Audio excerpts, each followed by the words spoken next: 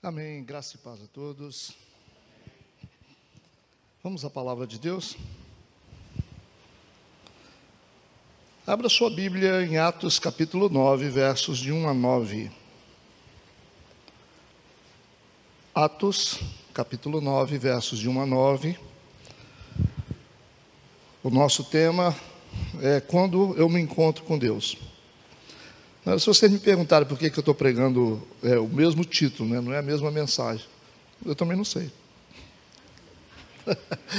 Talvez Deus começou alguma coisa com alguém no domingo e quer continuar hoje, né?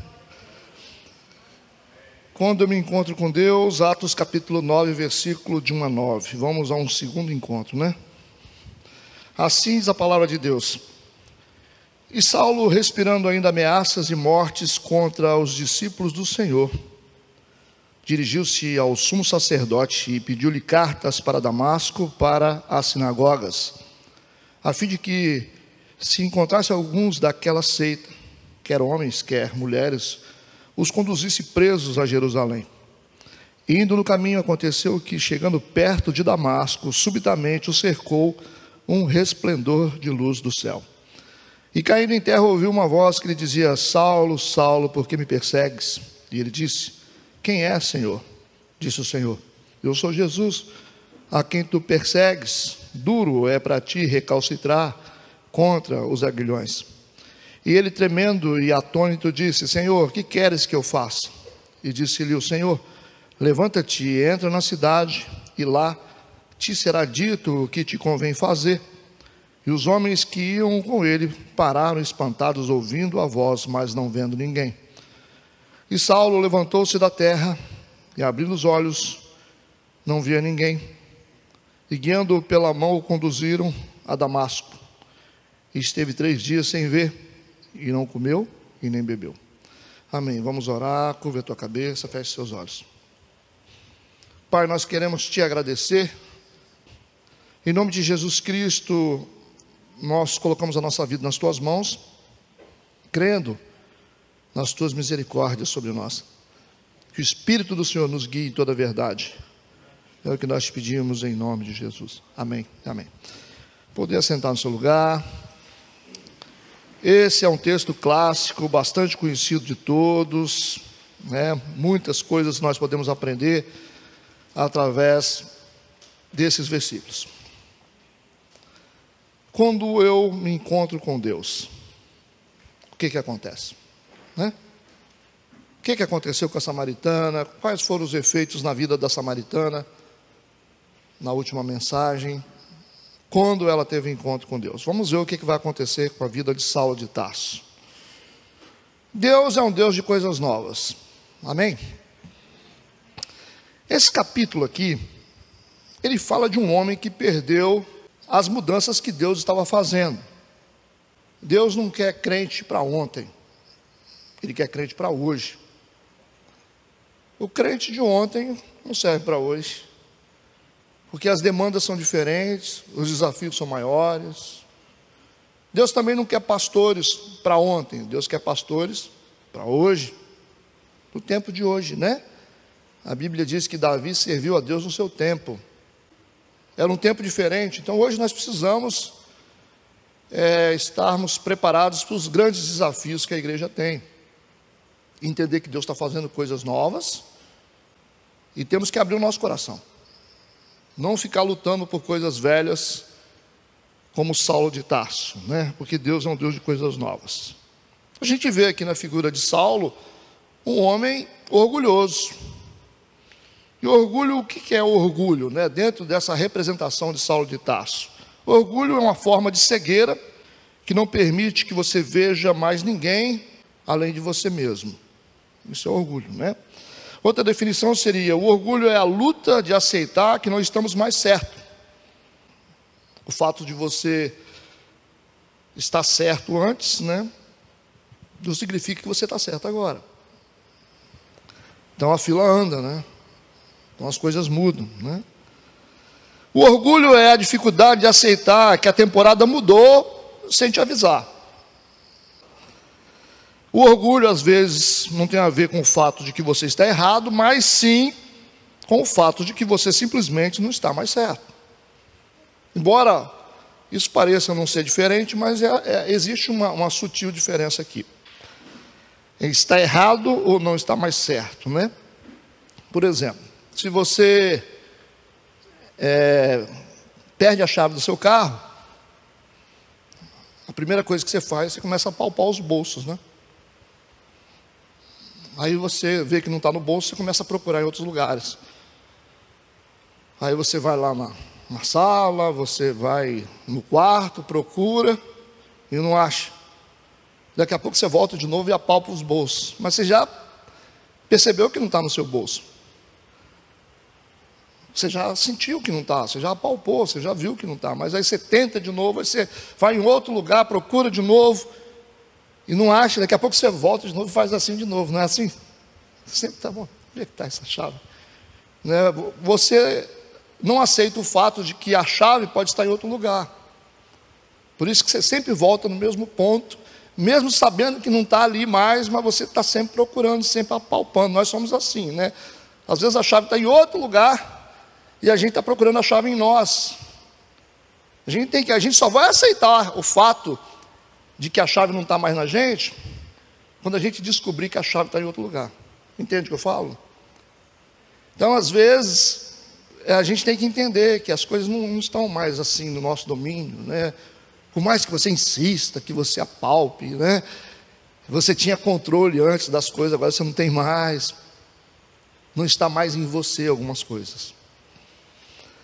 Saulo de Tarso era um homem que estava lutando contra Deus, como muitos estão lutando ainda hoje, né? Na maioria das vezes a nossa luta contra Deus é por causa do orgulho que a gente tem, né? Por não aceitar algumas coisas, né? Essa guerra do orgulho, ela esconde os nossos maiores talentos. É importante a gente entender isso. Você vai ver muitos homens e muitas mulheres lutando contra Deus, e nessa luta está escondido grandes talentos que poderiam ser usados para o reino de Deus.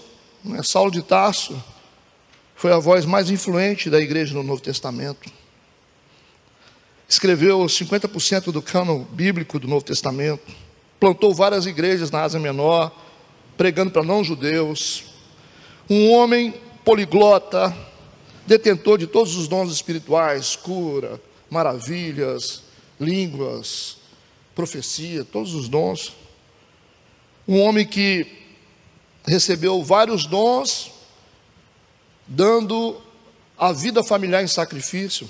Saulo entendeu que não poderia casar, porque a demanda do seu ministério era muito grande. Sacrificou uma vida em família para poder servir a Deus. Ele só descobre isso depois que ele tem esse encontro com Jesus, né? Então, quantas coisas, quantos talentos estavam ocultos até que Saulo tivesse um encontro verdadeiro com Deus. E nós, né? Quantas coisas estão escondidas na nossa vida? Quantos homens que poderiam ser usados por Deus tremendamente? Como Deus poderia usar essa sua sabedoria, essa sua inteligência, o seu conhecimento para o reino dele? E às vezes nós ficamos brigando, né, com Deus, lutando, uma luta sem explicação, e deixamos de conhecer realmente grandes coisas que Deus pode fazer através de nós. No versículo 1, o Saulo se apresenta como o valentão da velha escola. Escuta o versículo 1. E Saulo, respirando ainda ameaças e mortes contra os discípulos do Senhor, dirigiu-se ao sumo sacerdote, né? Respirando ainda, né? Porque essas respirações de ameaças e mortes contra os discípulos do Senhor era comum na vida de Saulo de Tarso. E aqui ele é o valente, defendendo a escola antiga, defendendo a lei, enquanto a igreja estava vivendo o advento da graça. Está lutando por coisas velhas, coisas passadas. Deus está fazendo coisas novas, ele não percebe isso e começa a lutar contra Deus. É o valentão, né? Versículo 2, escuta. E pediu-lhe cartas para Damasco, para as sinagogas, a fim de que se encontrasse alguns daquela seita, quer homens, quer mulheres, os conduzisse presos a Jerusalém. Saulo está disposto aqui a viajar 241 quilômetros para atingir seus objetivos, né? de ameaçar pessoas que nem estão na cidade dele. De Jerusalém até Damasco, quantas horas de viagem? Não tinha carro. Quanto tempo de viagem para poder atingir seu objetivo, né? Essa era a distância que ele estava disposto a percorrer para saciar os seus impulsos. E aí vem a pergunta, né? Até onde você estaria disposto a ir em obediência aos seus impulsos? Quando os seus impulsos começam a mexer com você, né? E até onde você está disposto a ir? Tem gente que vai em lugares estranhos, porque não consegue conter os seus impulsos, né? A gente percebe aqui que os impulsos de Saulo são tão perigosos, né? São impulsos de ira, de raiva contra a igreja. E a gente vê que esses impulsos são viabilizados por legalidade. Como isso? Porque ele pede cartas, ele pede documentos de autorização para perseguir os cristãos. Percebe? Existe uma legitimidade para que ele possa realmente promover os seus impulsos contra a igreja. O que é mais interessante também é que esses impulsos de fúria de Saulo de Tarso, essa velha natureza, né, estão viabilizando ou garantindo o seu emprego e a sua posição. Os fariseus gostavam de Saulo de Tarso porque ele era nervoso, porque ele tinha o desejo de destruir cristãos, e isso bancava o emprego dele, bancava a posição dele, né? Eu quero que você faça uma análise aqui no versículo 1 e 2, para que você possa entender onde é que nascem os equívocos espirituais de Saulo de Tarso. Vamos ler novamente versículo 1 e 2. Dirigiu-se ao sumo sacerdote e pediu-lhe cartas para Damasco, para as sinagogas, e pediu-lhe cartas para as sinagogas. Interessante, né? Porque ele está pedindo ao sumo sacerdote autorização para o sumo sacerdote para matar cristãos, para perseguir cristãos. Então a gente vê aqui que foi a instituição religiosa que transformou Saulo de Tarso em um assassino. Foi a igreja daquela época, o sistema religioso, que transformou ele num perseguidor. Quem está endossando aqui as perseguições, a fúria de Paulo, os assassinatos, vocês vão ver Estevão depois sendo assassinado, com o consentimento de Saulo. Foi a igreja, né? Foi o sumo sacerdote que autorizou, né? Será que lideranças espirituais podem deturpar realmente a nossa vida? Isso está acontecendo hoje. As igrejas inventam um monte de coisa que não está na Bíblia, mas faz em nome de Deus, então está valendo. Esse é um grande problema. Então nós vimos aqui uma personalidade difícil, um sistema religioso, um homem religioso, era um homem religioso que não conhecia Deus. Interessante, né? Saulo de Tarso era religioso, servia a religião, mas não conhecia Deus. Mas agora, ele vai ter uma experiência com Deus, ele vai ter um encontro com Deus. Vamos ver o que esse encontro vai promover. Nós estamos juntos aqui? Amém? Atos 26, vamos ler Atos 26, versículo 13. Vamos a Atos 26, versículo 13. Diz assim: ao meio-dia, ó rei, vi no caminho uma luz do céu que excedia o esplendor do sol, cuja claridade me envolveu a mim e aos que iam comigo. Vocês estão vendo a narrativa dessa experiência de Saulo de Tarso se encontrando com Jesus, aparecendo aqui em Atos dos Apóstolos. E ele diz que essa experiência aconteceu ao meio-dia. Vocês viram como que isso é parecido com a experiência da mulher samaritana? Ao meio-dia, né? Essa é a prova de que esse encontro aqui é divino, porque também está acontecendo na jurisdição de Deus, na luz. Só na luz que a gente tem encontro, é só na luz que a gente tem experiência, a gente tem que trazer para a luz. A segunda coisa importante aqui é que o texto diz que essa luz excedia o esplendor do sol. Será que existe luz mais forte do que o sol ao meio-dia? Só se for luz de Deus. Esse esplendor luminoso era muito mais forte do que a luz do sol ao meio-dia. Essas aqui são algumas provas de que esse encontro de Saulo foi o encontro com o divino. Foi um encontro com Deus. Amém? Versículo 3 agora, voltando para o nosso capítulo 9, versículo 3 e 4. Seguem comigo. E indo no caminho, aconteceu que, chegando perto de Damasco, subitamente o cercou um resplendor de luz do céu e caindo em terra. O encontro com Deus trouxe a Saulo de Tarso o conhecimento da sua fragilidade. Irmãos, isso é tremendo, quando Deus nos faz conhecer a nossa fragilidade. É tremendo, né? Isso aqui é uma obra redentora. Quando Deus nos faz conhecer a nossa fragilidade. Enquanto a gente está forte, né? Enquanto a gente está assim, né? Nós estamos poderosos, né? A gente não tem chance nenhuma de ter um encontro verdadeiro com Deus. Mas quando a gente tem essa experiência com as nossas fragilidades, aí o nosso coração abre. Por isso que o texto diz que o resplendor de luz do céu fez com que Saulo de Tarso caísse em terra. Que interessante, né? Que interessante. Às vezes, nas nossas orações, a gente tem que pedir: Deus, dá experiência para essa mulher, dá experiência para esse homem. Dá uma experiência verdadeira. E como tem que ser essa experiência? A experiência começa assim, com esse encontro com a nossa fragilidade. E a gente percebe que a gente não é tão forte como a gente achava.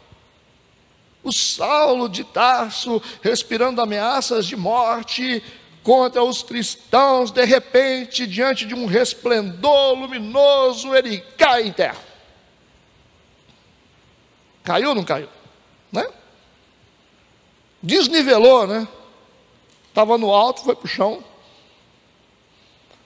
Então, será que esse momento difícil que você está vivendo, será que não é o resultado de uma experiência que você está tendo com Deus profunda, muito maior do que você imagina? Aquilo que você chama de prova, talvez não é uma experiência. Aquilo que você chama de momento de tribulação, talvez não é um tempo de encontro genuíno com Deus. Só Deus pode fazer isso. Deus é capaz de permitir, expor, né, a nossa fragilidade, para que a gente possa mudar a nossa mente, gente.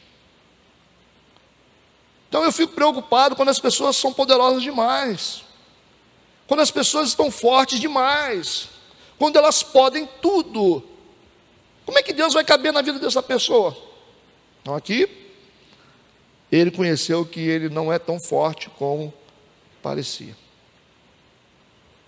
O encontro com Deus trouxe isso, o conhecimento da sua fragilidade. Vamos para o versículo 4 e 5. E caindo em terra, ouviu uma voz que lhe dizia: Saulo, Saulo, por que me persegues? E ele disse: quem é, Senhor? E disse o Senhor: eu sou Jesus, a quem tu persegues. Duro é para ti recalcitrar contra os aguilhões. E espinho é assim: quanto mais a gente mexe, mais a gente se machuca. É isso que Jesus diz. Mas ele teve uma descoberta aqui fantástica. Ele descobriu a natureza da luta. Essa aqui é uma revelação da natureza das nossas lutas, que a gente não sabe. Então, esse encontro com Deus mostra exatamente por que a gente está lutando. A gente está lutando contra o quê? A gente está lutando contra Deus. Essas batalhas que a gente enfrenta, sabe? As tribulações que a gente enfrenta, essa fúria que a gente tem também, esse ódio, às vezes briga com a família, briga com a esposa, briga com os filhos, briga com a igreja. Esse negócio é uma luta com Deus, só que a gente não sabe. Só que o encontro com Deus vai fazer a gente descobrir isso. Por isso que Jesus está dizendo: Por que você me persegue? Por que você faz isso? Você está lutando contra algo que você não vai vencer. Mas eu não sabia. Você não sabia. Então, quando você começa a lutar com a vida e com o mundo, isso significa que você está lutando com Deus. Ele aprendeu isso. Como é que ele aprendeu isso? No encontro. Na experiência com Deus. Na experiência com Jesus. A gente fica mais maduro, né? Depois que a gente entende isso. Puxa vida, quando é que eu vou parar de lutar com Deus? Lembra Jacó? Jacó tinha um conflito com seu irmão, mas ele descobriu que o conflito dele era com Deus. Quando ele luta com Deus e se torna Israel, porque ele prevaleceu, lutou e prevaleceu, ele fica bem com o irmão. Quando a gente consegue resolver a nossa batalha com Deus, é fácil ficar bem com os irmãos, é fácil ficar bem com a família, é fácil ficar bem com os filhos, é fácil, mas a gente precisa entender qual é a verdadeira natureza das nossas batalhas. É com Deus, amém? E aí você tem que mudar totalmente a sua atitude a partir de agora. Não adianta você acusar pessoas e dizer, fulano é mau, fulano está fazendo isso. Não, você está lutando com Deus mesmo. Por isso que Jesus disse,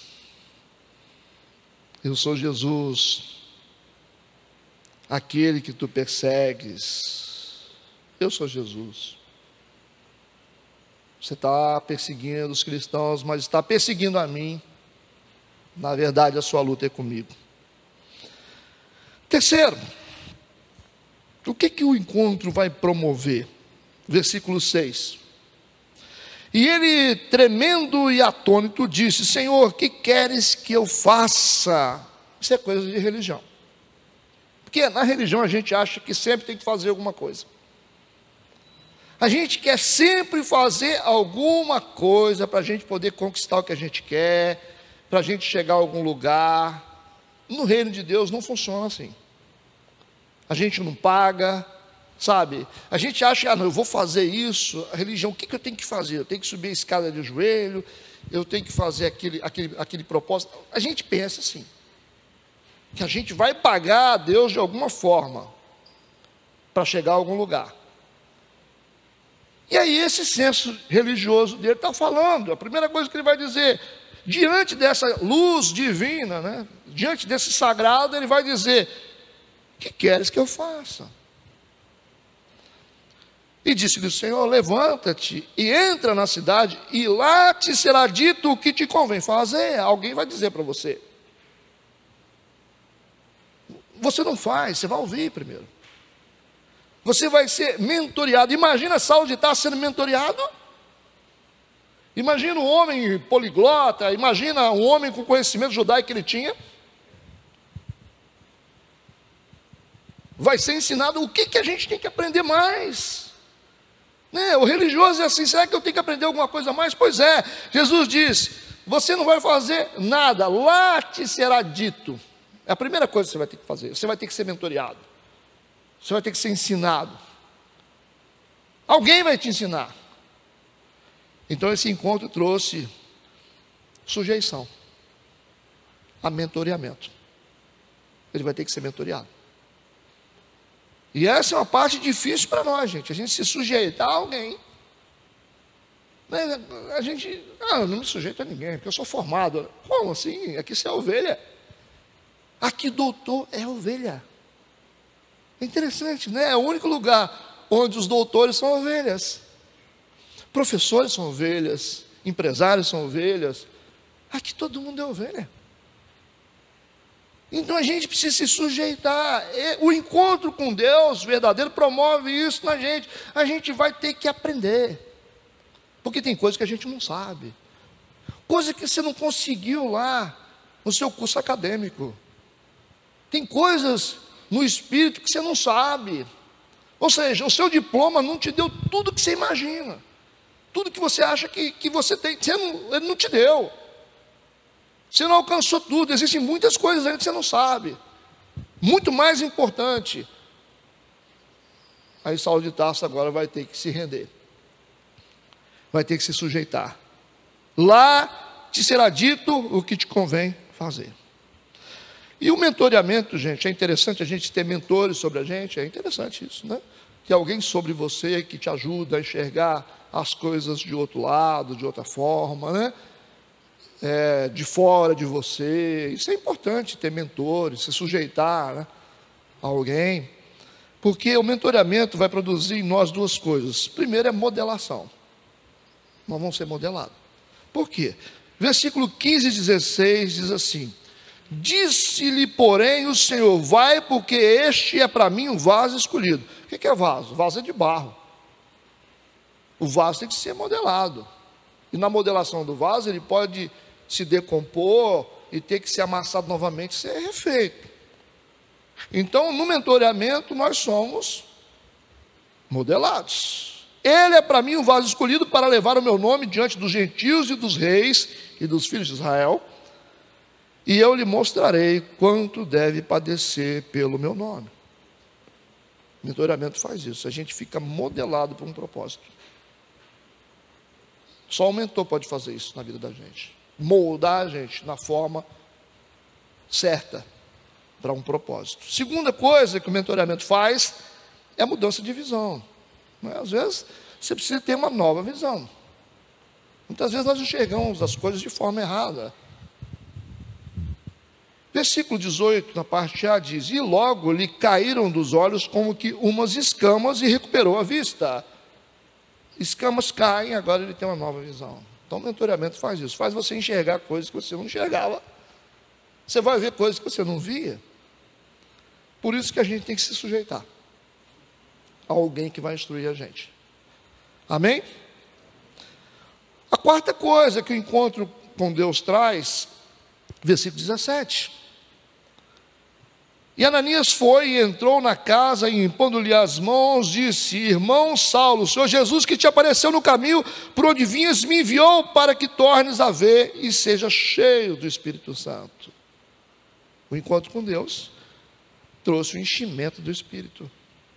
Que legal, né? Agora ele está cheio do Espírito Santo. Existem algumas coisas que a gente só faz depois disso. Existem coisas que você não vai conseguir fazer nunca se você não receber a porção do Espírito Santo.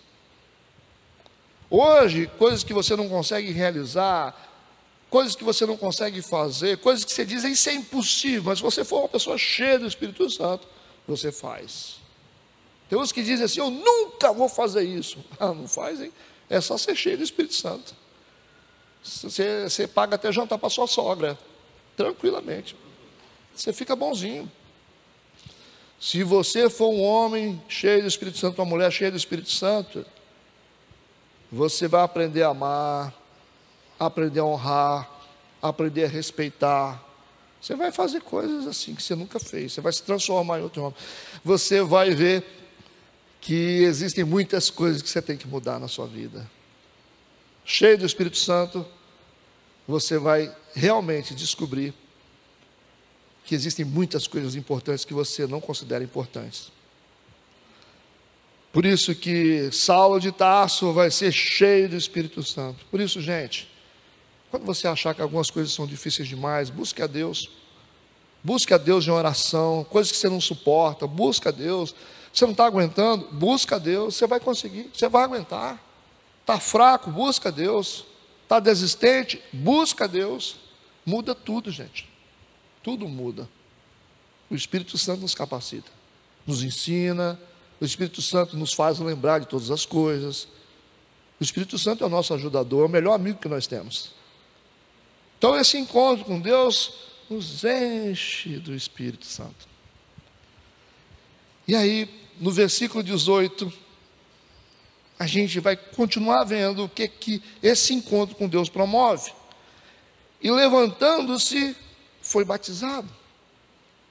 A gente percebe também o comprometimento que surge a partir desse encontro. A capacidade de se comprometer. O batismo representa exatamente isso, o comprometimento. Uma coisa é você simplesmente ter uma relação com as coisas de Deus, outra coisa é você decidir se batizar. Uma coisa é você namorar, outra coisa é você decidir casar. Essa é a representação do batismo, é um casamento, é uma aliança firmada, a capacidade de se comprometer. Quando você está cheio do Espírito Santo, não fica difícil de você se comprometer. Você vai dizer, eu tenho um compromisso. Tenho um compromisso com o meu trabalho, tenho um compromisso com a minha esposa, com o marido, compromisso com a minha igreja. Compromisso, essa é uma palavra muito importante, que a gente precisa ter, comprometimento, assumir as responsabilidades de ter compromisso. O encontro com Deus faz isso. Saulo de Tarso vem de uma história complicada, vem de uma religião, um homem cheio de impulsos violentos, assassino de cristãos. De repente eu quero ser batizado, e a Bíblia diz que ele foi batizado. Foi batizado, e no versículo 19 diz que, tendo comido, ficou confortado. Esteve Saulo alguns dias com os discípulos que estavam em Damasco. Como? Se ele era perseguidor da igreja, perseguidor de cristão, então havia uma hostilidade entre ele e os discípulos. E de repente Jesus coloca todo mundo junto na mesma casa. É o que está escrito.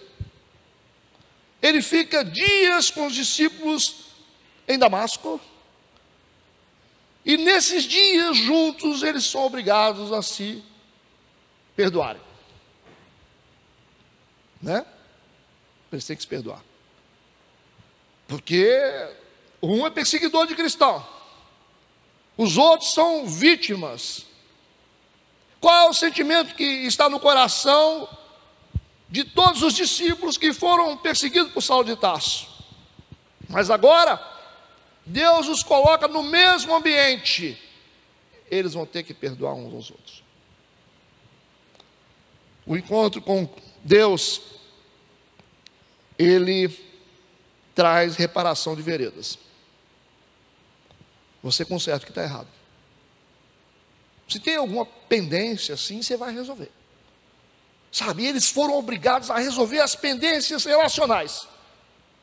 De repente o Saulo de Tarso, perseguidor, assassino, agora tem que virar amigo dos discípulos.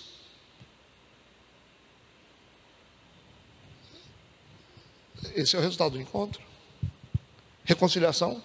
A palavra reconciliação talvez é uma coisa difícil para você. Você é capaz de se reconciliar com uma pessoa que você brigou?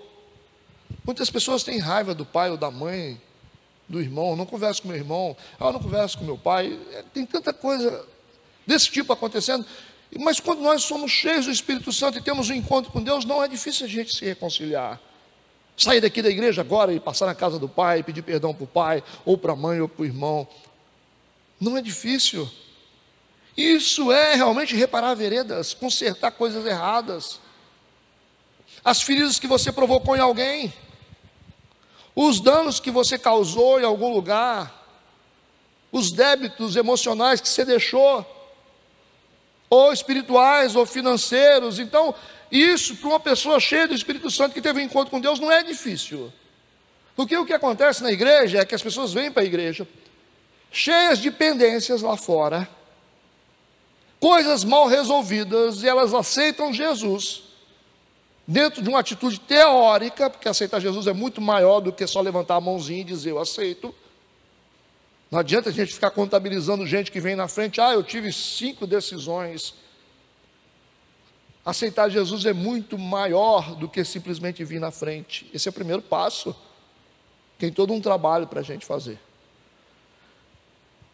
Então as pessoas, elas vêm para as igrejas, mas elas permanecem sempre do mesmo jeito. Elas querem esquecer as coisas que elas quebraram,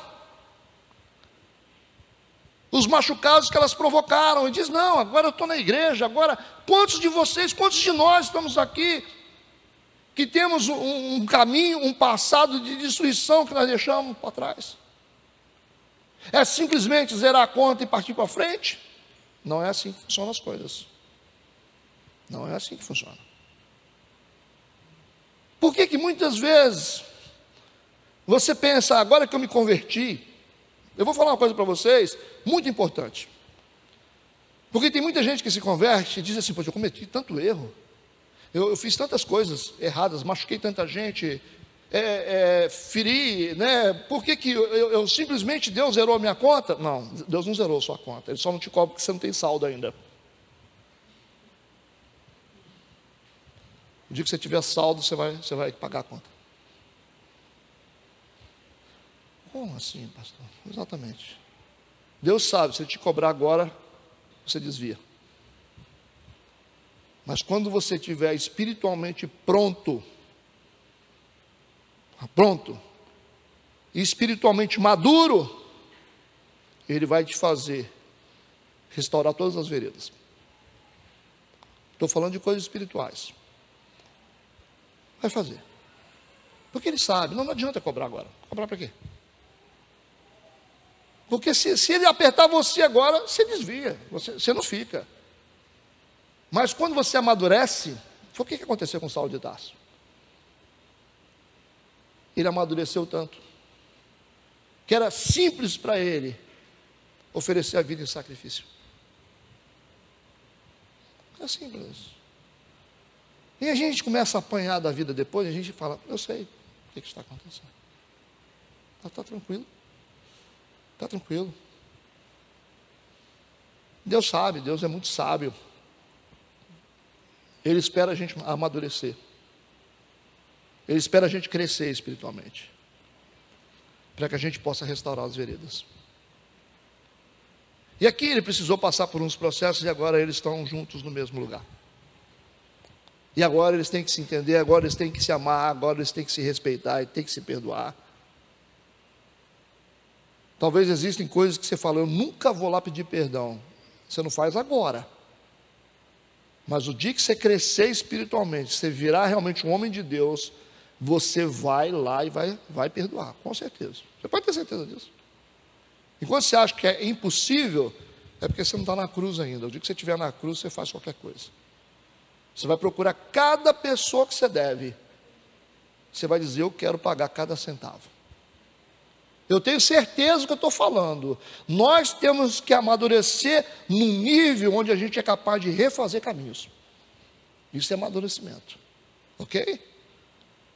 Eu quero que vocês entendam. Zaqueu, quando recebeu Jesus na sua casa, que significa receber Jesus na vida, o que ele falou? Eu quero restituir 4 vezes mais tudo que eu roubei dos outros. E se tiver alguém que eu devo, eu quero acertar tudo. Alguém forçou ele para fazer isso? Você vai ver Jesus falando, você tem que fazer isso. Não, isso veio dele. A necessidade de refazer caminhos, restaurar veredas, fazer acertos na vida, isso é coisa de gente de Deus. Por isso que Jesus disse, agora a salvação entrou nessa casa. Porque não é difícil. Mas, claro, vamos cá, meu irmão. Vamos conversar. Mas por quê? Vamos conversar, vamos resolver isso aqui. Vamos acertar essa pendência. Quanto é que eu te devo? Você me deve 1.000. Posso te pagar 20 por mês? 20 reais? Pode, importante você pagar isso aí. Eu vou pagar o que eu posso pagar. Mas eu não quero pendência. A gente precisa entender essas coisas. A gente precisa refazer caminhos, reparar veredas e lembrar das pessoas que nós pisamos nelas e dizer, me perdoa, eu não quero carregar isso, me perdoa, um dia eu te caluniei, um dia eu te prejudiquei, um dia eu te explorei, um dia eu abusei de você, e eu quero fazer esse acerto. Isso é coisa de gente de Deus. Quando você fala que não consegue fazer, é porque você não chegou no nível que você precisa chegar. Mas quando você tiver saldo, você pode ter a certeza que você vai fazer. Você vai fazer. Isso é reino de Deus.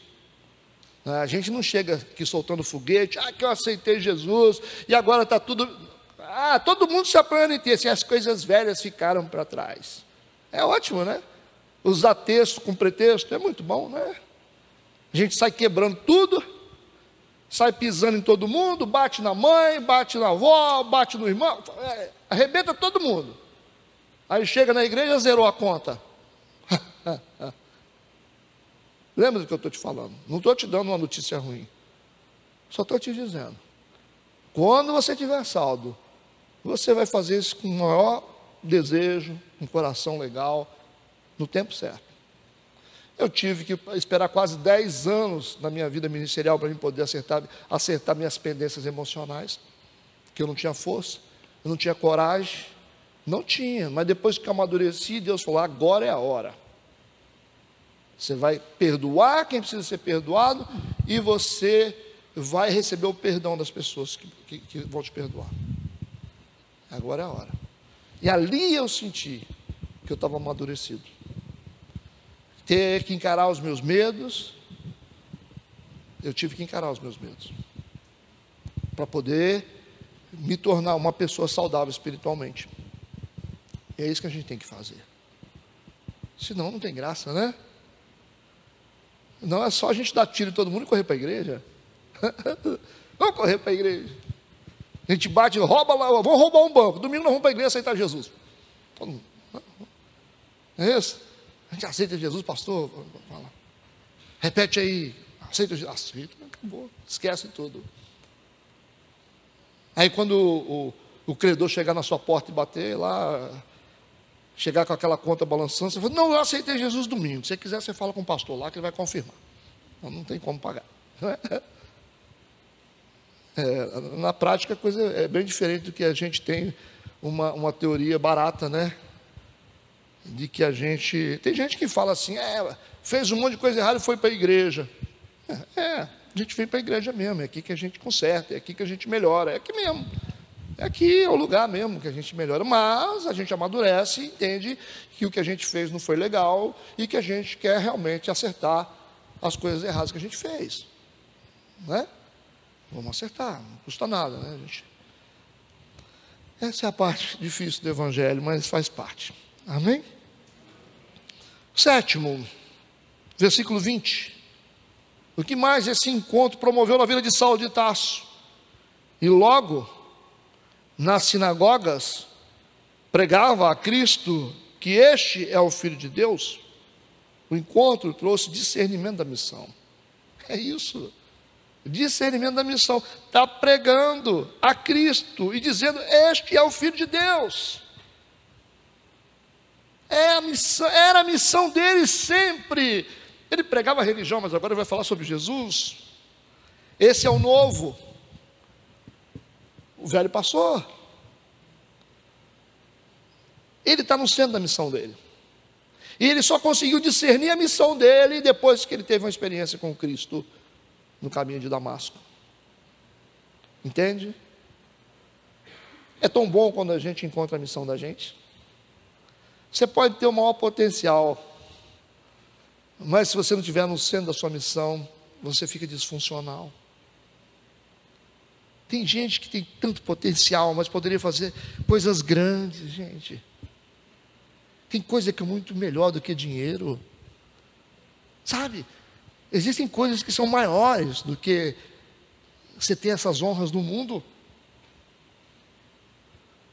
E a gente precisa estar no centro da nossa missão, fazendo coisas, talvez é simples para algumas pessoas, mas realiza a gente fazer o que a gente gosta. Ou é mentorear, é ensinar, é pregar, é evangelizar, é ajudar o próximo ali. Não sei qual é a sua missão, eu só sei que quando você estiver nela, você vai ser a pessoa mais feliz do mundo. E é o que eu disse para vocês, se você está no centro da sua missão, o dinheiro vai aparecer. Sempre é assim. E o dinheiro é realmente a prova de que você está no caminho certo. Quando Deus começa a bancar a sua missão. Amém?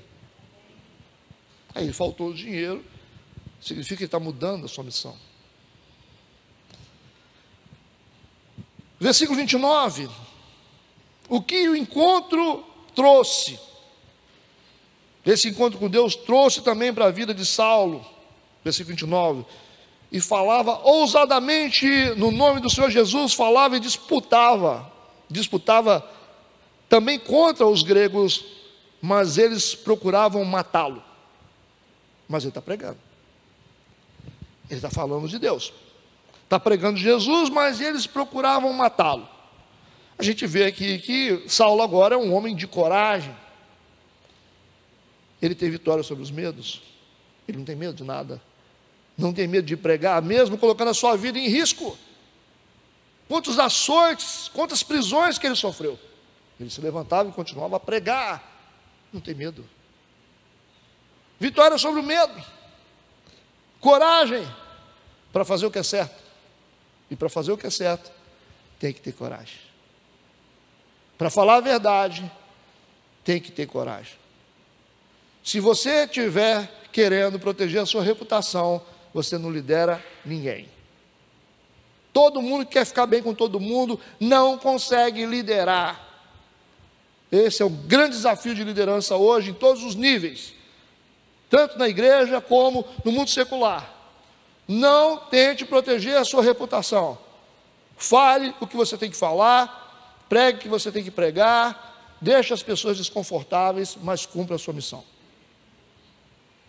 Se tentar agradar todo mundo, você não vai conseguir chegar a lugar nenhum. E às vezes, para você fazer a vontade de Deus, você tem que contrariar muita gente, principalmente os que estão perto. Ok? Essa é a fronteira que nos separa da promessa. Coragem. Coragem, tenha coragem. Sempre. De ser honesto e acreditar que Deus vai te sustentar. Tenha coragem de ser verdadeiro. Tenha coragem de ser fiel. Deus vai te honrar. E por último, versículo 31, o que esse encontro promoveu na vida de Saulo de Tarso. Assim, pois, as igrejas em toda a Judéia, Galiléia e Samaria tinham paz, e eram edificadas e se multiplicavam, andando no temor do Senhor e consolação do Espírito Santo. Que frutificação, irmãos! Que frutificação! O encontro trouxe frutificação. Aqui nós vemos os frutos de Saulo de Tarso, depois de convertido, se transforma em Paulo e está frutificando. É isso que o encontro com Deus verdadeiro faz. A gente frutifica. A gente frutifica. E o fruto é o resultado de que a gente fez a coisa legal, né? Porque nada pior do que trabalhar muito e não ver fruto de nada. Se você é uma pessoa inteligente, faça a sua família funcionar. Faça o seu casamento funcionar. Usa a sua inteligência, usa a sabedoria que você tem, o discernimento que você tem, a sua capacidade mental, para poder fazer a sua vida funcionar, fazer os seus filhos serem felizes, fazer a sua esposa feliz. Esse é o grande desafio, fazer o seu marido feliz. Esse é o verdadeiro significado da competência. Fazer com que as pessoas se sintam felizes do nosso lado. Essa deveria ser a ambição das pessoas. Tem tantas ambições no mundo, por que as pessoas não têm a ambição as pessoas dizerem: puxa, eu estou tão feliz de estar do seu lado, eu estou tão feliz de ter você comigo, de ter sido a sua ovelha. Como é bom essas coisas, isso é melhor do que qualquer coisa. Só que os nossos valores são diferentes, né? Nós precisamos ver o fruto do nosso penoso trabalho e ficarmos satisfeitos, né? Como Cristo. E aí a gente está aqui plantando uma semente desse encontro com Deus, para que a gente possa ter um mundo melhor, né? Ah, pastor, mas a gente está aqui, é minoria. E daí? Nós estamos fazendo a nossa parte.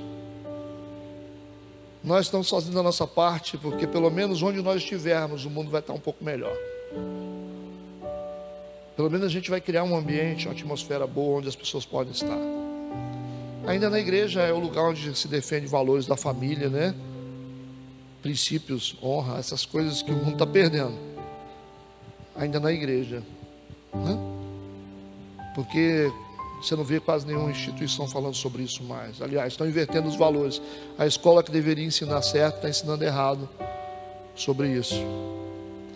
Então a igreja é a última esperança da terra, certo? É a última esperança, é a igreja.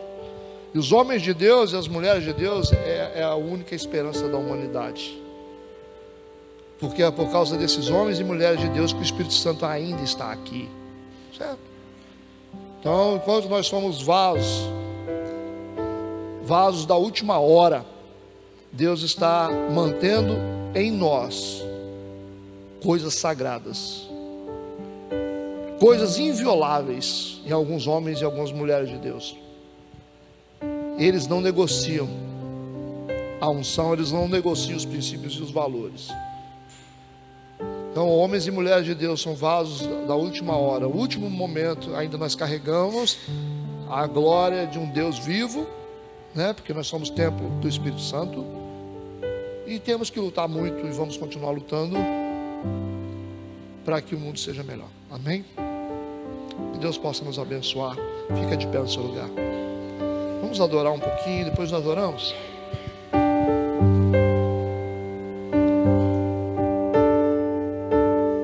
Teus olhos revelam que eu nada posso esconder, que eu não sou nada sem ti, fiel Senhor.